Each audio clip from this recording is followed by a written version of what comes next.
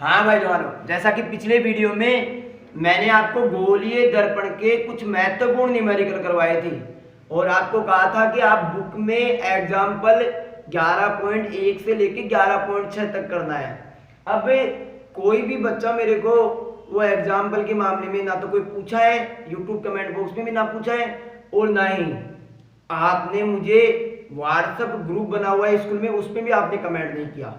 तो इसका मतलब मैं ये मानूं सब हो गई, लेकिन बेटा एक न्यूमेरिकल कल मैंने करवाया था उसमें एक गलत करवाया है। यदि कोई जानवर मेरे को कोई बच्चा ढूंढ के बता दे तो मैं मान जाऊंगा कि उसमें दिमाग है। तो वो आप मेरे को यूट्यूब चैनल पे वो जो गलत करवाया है वो यूट्यूब चैनल पे या आप कहीं भी मेरे को बताना कि वो गलत करवाया है सर। और ओनली गलत कुछ भी नहीं, ओनली माइनस की कमी रह गई। बोर्ड में नहीं आया हुआ है, दोनों क्वेश्चन तो गया है, बोर्ड में नहीं आया हुआ है। फिर कौन से दो चार ही तो करवाए थे, तो दो में से ढूंढना कौन से में गलत किया मैंने। अब बोर्ड के सिलेबस के अकॉर्डिंग हम आगे चलते हैं। आगे जो ये हेडिंग हम पढ़ रहे हैं, ये हेडिंग 12th क्लास बोर्ड में आज से पहले नहीं आई है, लेकिन अपने 12th क्लास के सिलेबस में है। तो हमको सिलेबस में है उसको पूरा पढ़ना है भाई, क्योंकि बोर्ड वाला कब अपनी अदाएं चेंज कर दे, कब मामूली दिखने वाले को ताज पहना दे, वो किसी को पता नहीं है। तो पढ़ना भाई।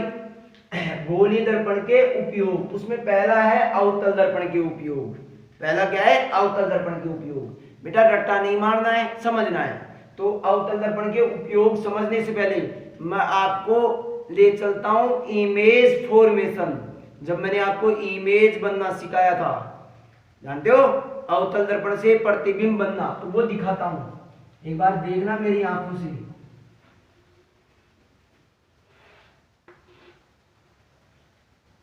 ये कोई अवतल दर्पण है, देखना भाई।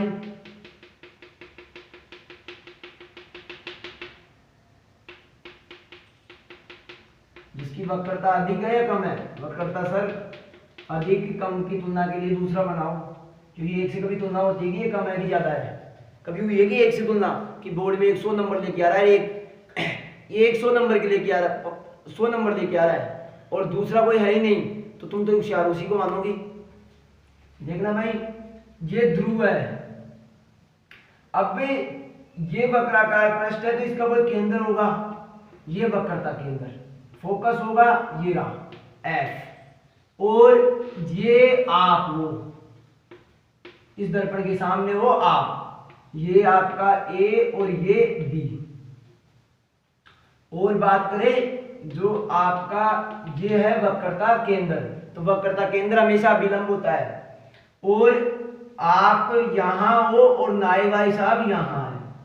नाई भाई साहब जो आपकी कटिंग कर रहा है वो दर्पण में देख के भी करता है, समझ में बात? तो वो यहां है। अब आपके चेहरे से जो प्रकाश की किरण निकली, ये प्रकाश की किरण मुख्य अक्ष के समांतर है, तो कहां से गुजरेगी सर? ये फोकस से गुजरेगी। और नाई की आंख की आंख की अदा होती है, प्रतिबिंब आंख में नहीं बनता, ब्रेन में बनता है। और आंख की अदा, आंख आने वाली प्रकाश की किरणों को बैक ट्रैक करती है कि किधर से आ रही है, तो ये बैक ट्रैक करती करती करती करती करती करती करती देखना कुछ ऐसे बैक ट्रैक करेगी। प्रतिबिंब मस्तिष्क में बनता है जवानों, मैंने बताया था। अब इससे एक प्रकाश की किरण ये निकाल दी मैंने, ये किधर आपतित हो रही है आपको किसी को पता हो तो सर, ये वक्रता केंद्र पे आपतित कर दिया आपने, तो जिस मार्ग में आई थी उसी मार्ग में लौट जाएगी। तो यहां ये दूसरी प्रकाश की किरण आई आंख में, आंख क्या करेगी? Back track. तो बैक ट्रैक करती हुई आंख क्या सोचेगी कि ये प्रकाश की किरण जाहिर है, देखना भाई, जाहिर है यहां से आ रही है, और पीछे बढ़ाया, बैक ट्रैक गई, और मस्तिष्क निर्णय लेगा। मस्तिष्क क्या कहेगा? मस्तिष्क करता क्या है? कॉमन पॉइंट ढूंढता है। आपको पढ़ाया था मैंने, कॉमन पॉइंट ढूंढता है। उसको कॉमन पॉइंट ये मिल गया, उस कॉमन पॉइंट को ही क्या बोला उसने? ये बोला कि भाई साहब ये वस्तु दर्पण में यहां है, ए डैश है, और बी डैश, बी कहां है? बी डैश कहां है? तो यहाँ भी मुख्य अक्ष के लंबवत है, तो यहाँ भी जाहिर है क्या होगा, लंबवत होगा। तो इस वस्तु का प्रतिबिंब इतना बड़ा बना। वस्तु कौन? चेहरा। वस्तु कौन है? चेहरा। तो चेहरे का प्रतिबिंब इतना बड़ा बना तो वहां मामूली दिखने वाले बाल भी क्या होंगे, बड़े दिखाई देंगे। इसीलिए तो सेविंग दर्पणों में अवतल दर्पण का उपयोग किया जाता है। और दंत, दांत, कान, नाक, इनके चिकित्सालयों में भी हम इसी का उपयोग करते हैं। किसका? अवतल दर्पण का। क्यों? क्योंकि प्रतिबिंब क्या बनता है? सीधा।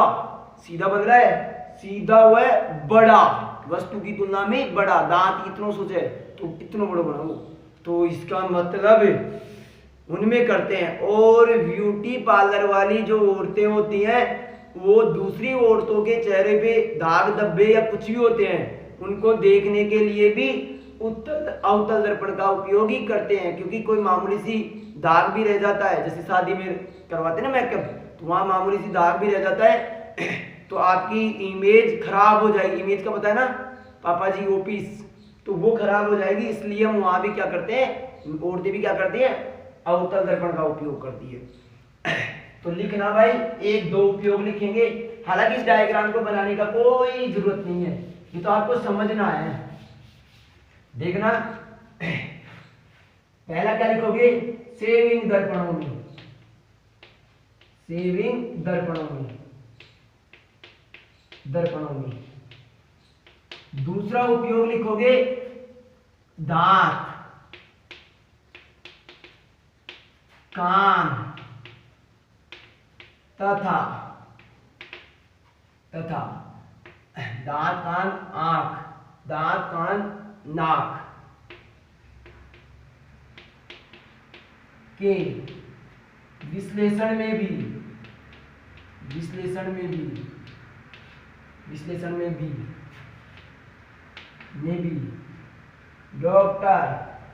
डॉक्टर नहीं, डॉक्टर होता है ना, डॉक्टर जब बनेंगे ना बायोलॉजी वाले बच्चे तब पता चलेगा डॉक्टर शब्द क्या होता है। डॉक्टर किसका उपयोग करता है? डॉक्टर अवतल दर्पण का, अवतल दर्पण का उपयोग करता है।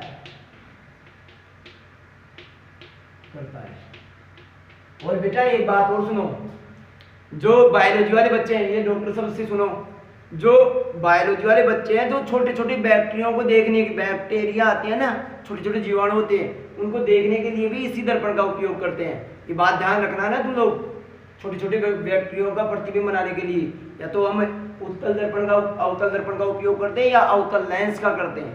तो पढ़ाएंगे अवतल लेंस नहीं, सॉरी उत्तल लेंस, इसका उपयोग करते हैं। अब तीसरा जो उपयोग है वो आप जो किसान वाले बच्चे हैं, जैसा मैं हूं, को मैं जानता हूं कैसे, बैटरी की लाइट, बैटरी किसान टॉर्च की लाइट, तो ये बना हुआ ना, ये दर्पण, ये उत्तल दर्पण है।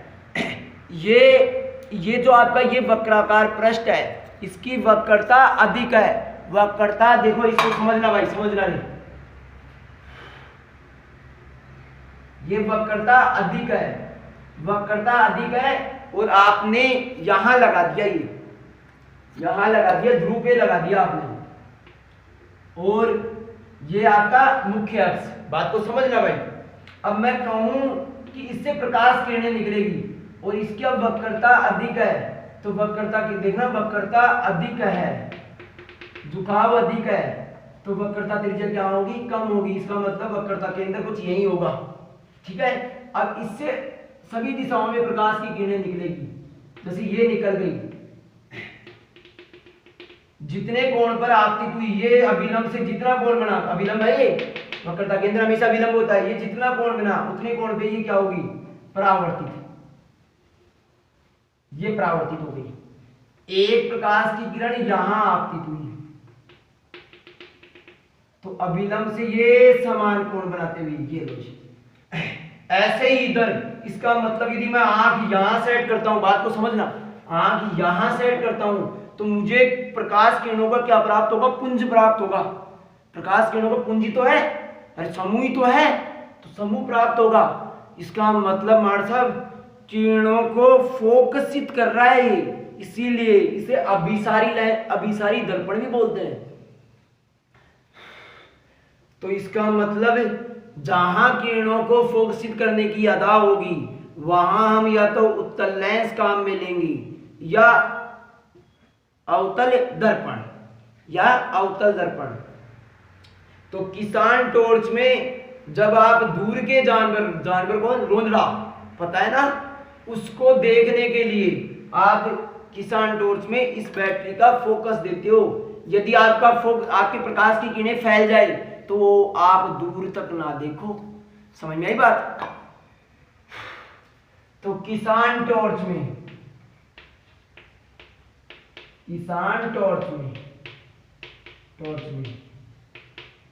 और चौथा उपयोग बेटा आपको मैं अभी पढ़ा नहीं रहा हूं, ये बाद में पढ़ाऊंगा। एक होती है दूरदर्शी जो दूर का दर्शन कराती है, उसमें भी हम अवतल दर्पण का ही उपयोग करते हैं। उस दूरदर्शी को बोलते हैं परावर्तक दूरदर्शी।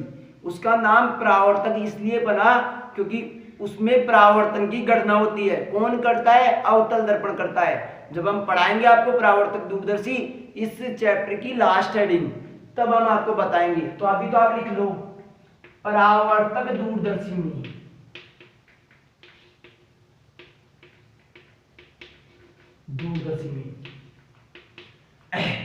और 4 ही बहुत है यार, बहुत है इतने तो।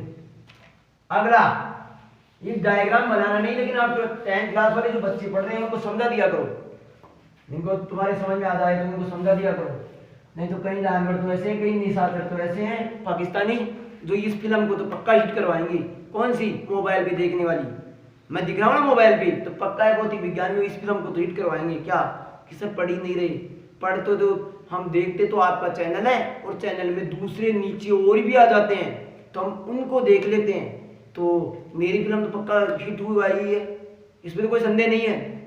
जो बच्चे ऑफलाइन नहीं पढ़ रहे हैं, नहीं पढ़ते थे, वो ऑनलाइन कहाँ से पढ़ेंगे? मोबाइल तो एक वो है। तो इसके लिए सर प्रावधान क्या करें? तो इसके लिए एक ही सबसे बढ़िया उपाय है, डाउनलोड करो, मेमोरी में डालो। मेमोरी के बाद आप कहीं भी देखो, फिर बाद में आप नेट का उपयोग कम करो। नेट का उपयोग ओनली डाउनलोड कर सकते हो आप। तभी तो मैं कहता हूँ कि आप जब तक लॉकडाउन नहीं खुलता है तब तक आप ये रूल अपनाओ, क्योंकि बेटा यदि आप ये नई रूल अपनाओगे तो मैं आपको एजुकेशन कैसे दे सकता हूँ? मेरे पास ओनली यही जरिया है। जो भी स्टैंड गाने कहाँ से मांग के लेके आता हूँ, मोबाइल भी नया लेके आया हूँ, तो ये आप थोड़ा समझ के अपनी परिस्थितियों को फॉलो करते हुए। बाकी नेट में तो बेटा आप देखते हो तो मेरे चैनल के नीचे और भी चैनल मिलते हैं आपको तो उन चैनल को नॉलेज के लिए आप ले सकते हो। मैं कभी मना नहीं करूँगा, नॉलेज के लिए आप आराम से पढ़ा करो। लेकिन ऐसी नॉलेज ही का काम की जो मेरी फिल्म हिट करवा दी। क्या खाते एक का ही है, कहने का मतलब एक का ही एब्जॉर्ब करते हैं हम ज्ञान। जो ज्ञान बट रहा है, हम यदि दूसरे टीचरों का अलग अलग टीचरों का पढ़ते हैं तो बेटा सभी का पढ़ाने का तरीका अलग अलग होता है। सब कोई अच्छा भी पढ़ाते हैं, कोई बुरा भी पढ़ाते हैं, कोई इंग्लिश भी पढ़ाते हैं, इंग्लिश में पढ़ाते हैं, कोई हिंदी में पढ़ाते हैं। तो जो इंग्लिश में पढ़ाते हैं तो आप हिंदी मीडियम वाले हो, आपको समझ में नहीं आता है, बाकी सब मुंह आया है। भी लिखो उत्तल दर्पण के उपयोग।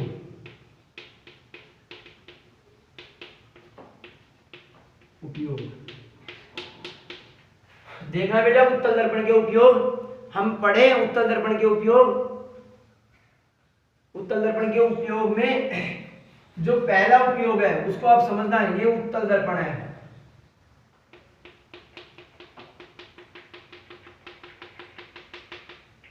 ये इसकी मुख्य अक्ष है। ये आपकी प्रकाश की किरण आ रही है, कहां से आ रही है? अनंत से आ रही है। तो ये क्या करेगा? फैला देगा। और उत्तल दर्पण की यही तो अदा होती है। और हम यदि इसे पीछे ट्रेस करें, पीछे देखें, तो अपनी आंख यहाँ है भाई, आंख यहाँ है, आंख को ऐसा पॉइंट प्रतीत होगा कि प्रकाश की किरण यहां से आ रही है। बेटा आपका कोई भी सजावटी सामान होता है जिसमें आपको ऐसा लगता है कि अंदर प्रकाश स्रोत है, तो एक्चुअल में प्रकाश स्रोत अंदर नहीं होता है, अनंत पे होता है। लेकिन उसमें उत्तल दर्पण लगा हुआ है, वो उन प्रकाश की किरणों को फैला दिया। फैली हुई प्रकाश की किरण आपकी आंख में आ रही है, वो प्रकाश की किरणें आंख में आ रही है, आंख आपकी बैक ट्रैक करेगी। बैक ट्रैक कहाँ होगा? उस सजावटी सामान के अंदर हो। प्रकाश स्रोत कहाँ है? आपकी आंखें क्या कहेगी? सजावटी सामान के अंदर है प्रकाश स्रोत, जबकि है कहाँ? अनंत पे। और इस फैलाने की अदा के कारण जहां जहां अपने को फैला हुआ प्रकाश मिलता है, जैसे सड़कों पर जो लाइटें होती हैं वहां भी उत्तल दर्पण का उपयोग करते हैं, उन लाइटों में भी उत्तल दर्पण का। और जहां जहां होती है अपने को आवश्यकता प्रकाश फैलाने की, वहां वहां इस दर्पण का या अवतल लेंस का उपयोग करते हैं। बात को समझो, इन्हें बोलते हैं, जो फैलाने वाला प्रकाश होता है ना, उनको बोलते हैं प्रकाश लैंप। तो देखो, लिखो, पहला उपयोग तो कहां क्या किसमें कर रहे हो आप? पहला उपयोग तो किसमें कर रहे हो? सजावटी, सजावटी सामानों में, सामानों में। दूसरा उपयोग क्या करोगे? प्रकाश लैंपों में, लैंपों में। बेटा तीसरा उपयोग वेरी वेरी इंपॉर्टेंट, प्रत्येक बच्चे को समझ में आना चाहिए। ये कोई उत्तल दर्पण है,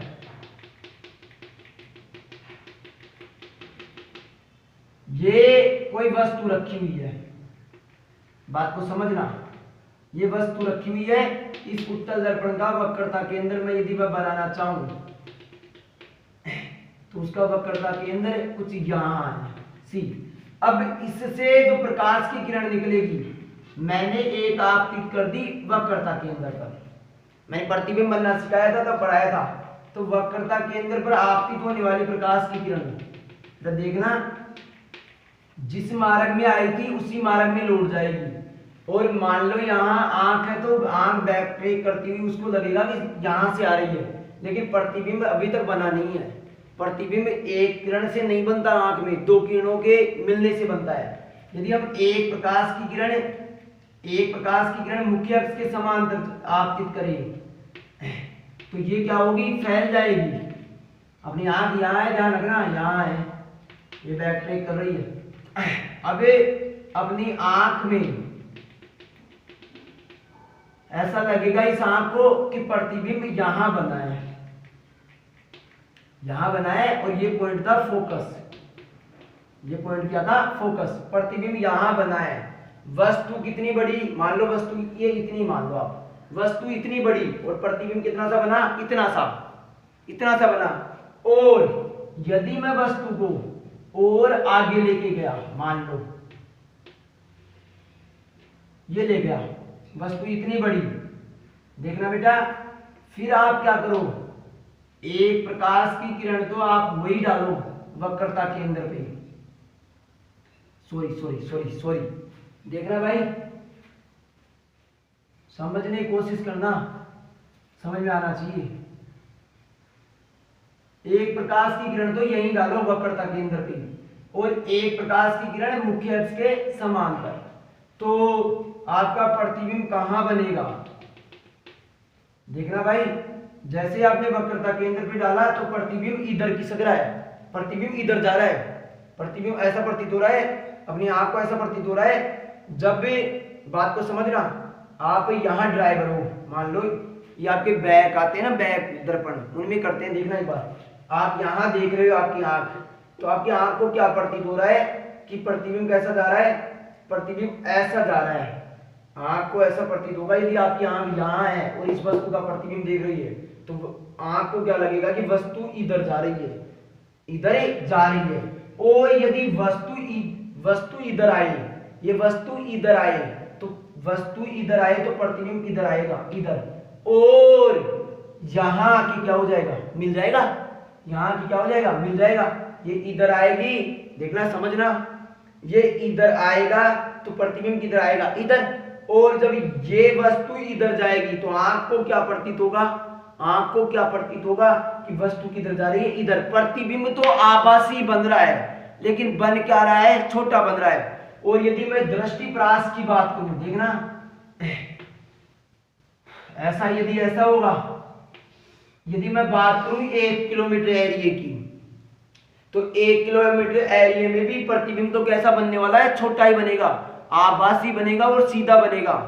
तो 1 किलोमीटर रेंज तक ये दर्पण अपनी आंखों को दिखा सकता है, क्या, वस्तु का प्रतिबिंब। इसलिए ही तो जो आपके वाहन चालक है वो बैक एरिया को देखने के लिए, पीछे के दृश्य को देखने के लिए इसी दर्पण का उपयोग करते हैं। बेटा इसमें आभासी प्रतिबिंब बन रहा है, तो आभासी तो समतल में भी बनता है। कोई क्वेश्चन पूछ ले आपको कि सर आभासी दर्पण, तो इंटरव्यू में कोई क्वेश्चन पूछे आपको ऐसा कि आभासी प्रतिबिंब तो समतल में भी बनता है और उत्तल में भी बनता है, तो वाहन चालक पीछे का दृश्य का देखने के लिए उत्तल दर्पण का ही उपयोग क्यों करता है? क्यों? क्योंकि बेटा इसकी दृश्य प्रकाश ज्यादा होती है, जबकि समतल की अभी मैं पढ़ाऊंगा, जितनी दूरी पर वस्तु है उतनी दूरी पर ही प्रतिबिंब बनेगा, उतनी दूरी पर ही प्रतिबिंब बनेगा, पहली चीज।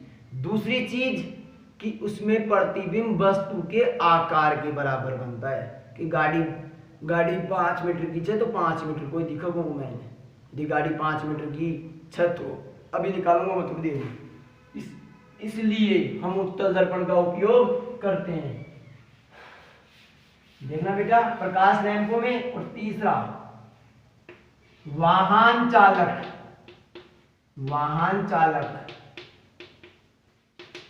पीछे के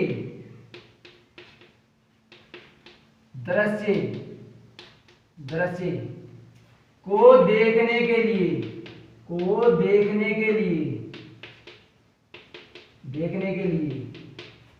उत्तल दर्पण का ही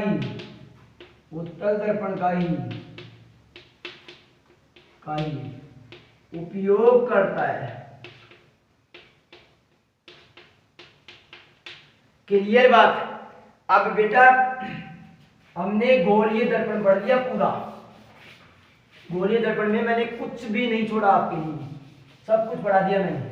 अब सुनो, एक समतल दर्पण का थोड़ा सा है अपनी मटेरियल, थोड़ा सा वो देखना, लिखो वो क्या है, डालो हेडिंग, समतल दर्पण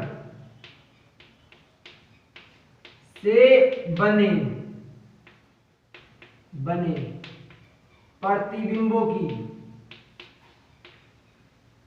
प्रतिबिंब लिख लो, प्रतिबिंब की विशेषताएं।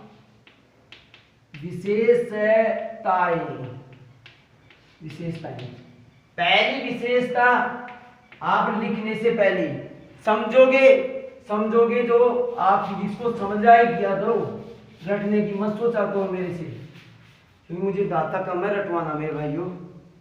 देखना, ये आप शादी में गए तो जो लड़कियों को देते हैं ना, वो दर्पण लगा हुआ है, उस दर्पण के सामने आप खड़े हो गई, ये आपका सिर है और ये पैर है, ये पी है और ये क्यू है, और यहाँ एक दर्पण लगा हुआ है जो शादी में लगा हुआ है ना, वो दर्पण।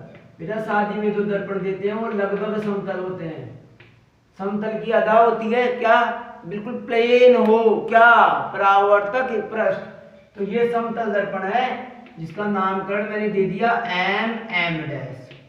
बातें क्लियर रखना भाई। और यहाँ आपकी आंख है, मान लो, एज्यूम करो कि यहाँ आपकी आंख है, आइज है। अब आंख से निकलने वाली प्रकाश की किरण इस दर्पण से परावर्तित होके ये अभिलंब हो गया, कहाँ जाएगी, आपकी आंख में जाएगी, ये गई आपकी आंख में, और ये तो सिर की गई है, पैर की भी तो जाए, तो पैर की देखो,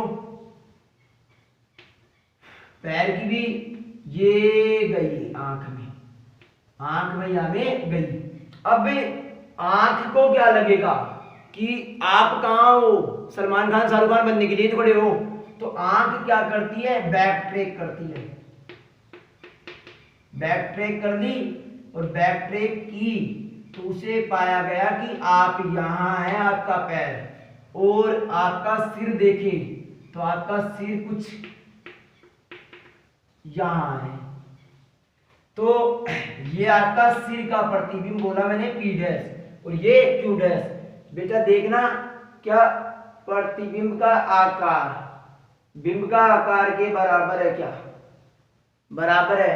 और बेटा यदि मैं ये दर्पण के सामने वस्तु रखी है, वो x दूरी पे रखी है, कहने का मतलब Q M dash F X है, तो ये जो जियोमेट्री से देखो क्या एम डैश क्यू डैश भी क्या एक्स ही है।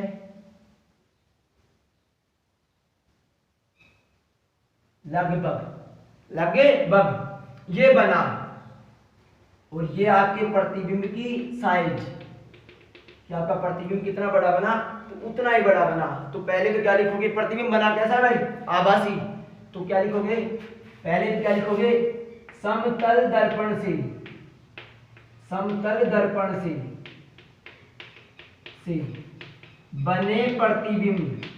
बने प्रतिबिंब आभासी व सीधे होते हैं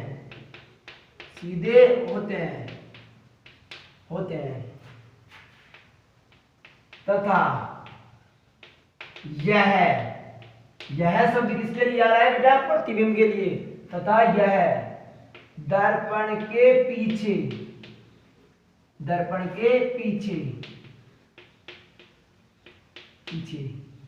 उतनी ही दूरी पर बनता है। भाई अब बने मतलब अगर बने लिखना, समतल दर्पण से बना लिखना, लैंग्वेज सेट करना। बना प्रतिबिंब आभासी व सीधा होता है तथा यह दर्पण के पीछे उतनी दूरी पर बनता है जितनी दूरी पर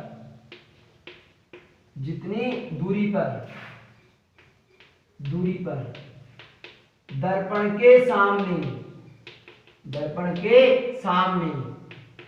वस्तु रखी होती है।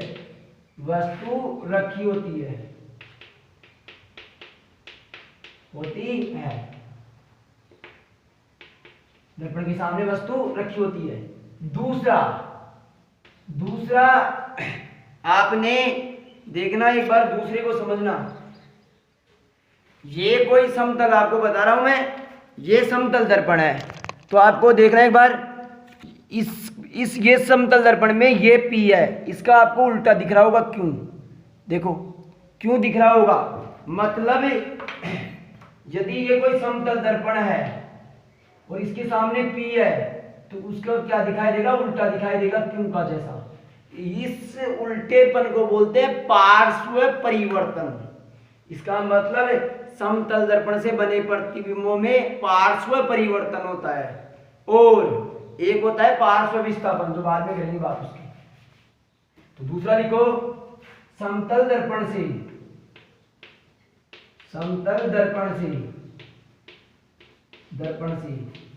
बने प्रतिबिंबों में पार्श्व परिवर्तन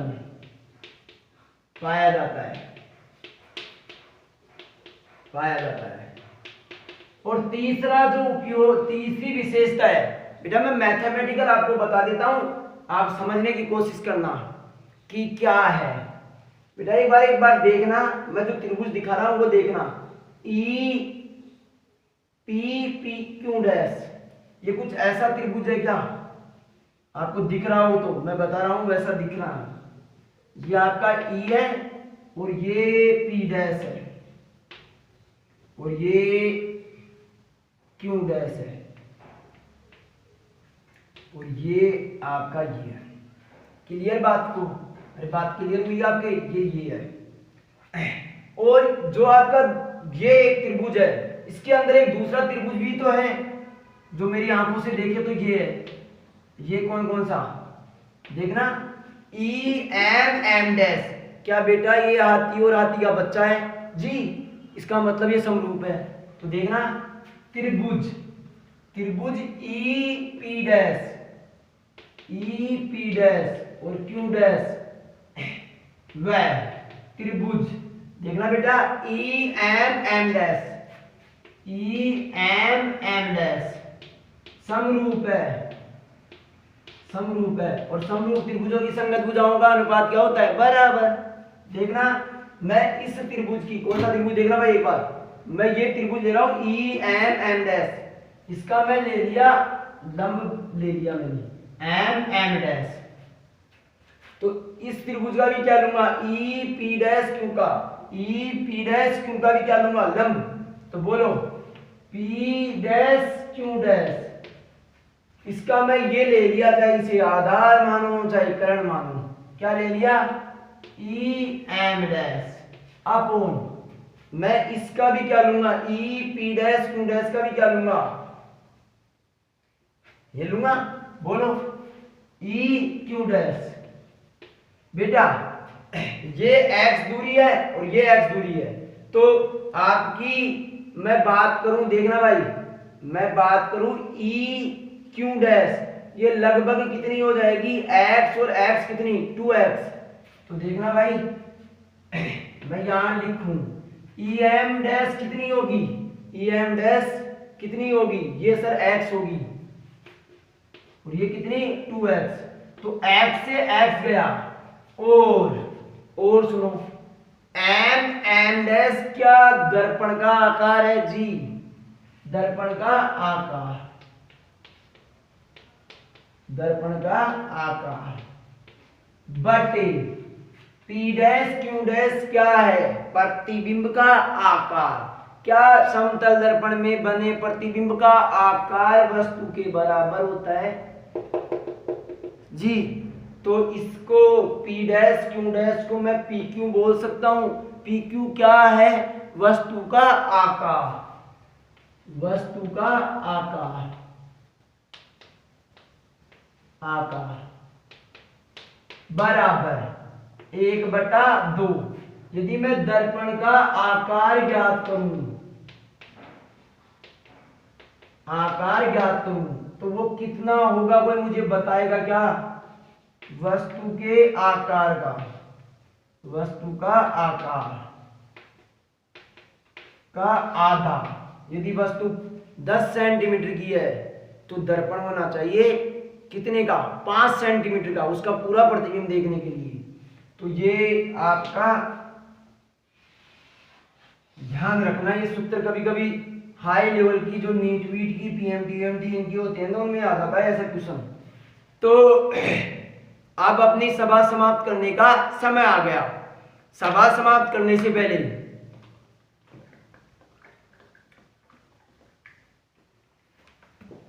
आप सुनो, मैंने प्रकाश का झमेला ना पड़ा कि प्रकाश की एक अदा उठाई दिखाने की अदा के आधार पर उसका एक परिगणना पड़ी, प्रकाश का परावर्तन। वो परावर्तन आज पूरा हो गया।